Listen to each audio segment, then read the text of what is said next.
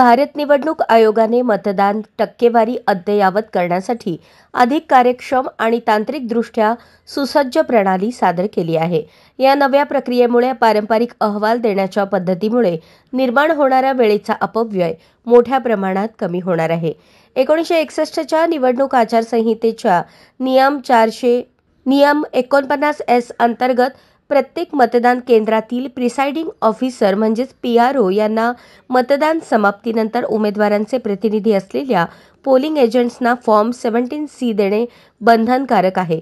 ही कायदेशीर अट यथास्थित राहणार आहे. मात्र VTR ॲपच्या माध्यमातून जनतेला अंदाजे मतदान टक्केवारीची माहिती देण्याची जी पूरक ऐच्छिक प्रक्रिया सुरू होती ती आता अधिक जलद आणि कार्यक्षम करण्यात येत आहे. नवीन प्रणाली अंतर्गत मतदानाच्या दिवशी प्रत्येक 2 तासांनी PRO मतदानाची टक्केवारी थेट ECI नेट ॲपवरती नोंदवणार आहे. ही माहिती स्वयंचलितरित्या मतदारसंघ पातळीवर एकत्र केली जाणार आहे.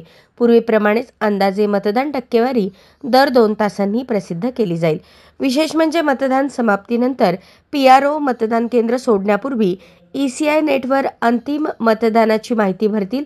त्यामुळे माहिती अपलोड होण्यास होणारा विलंब कमी होईल आणि निवडणूक आयोगाच्या VTR ॲपवर वेळेत आणि अचूक माहिती उपलब्ध होईल.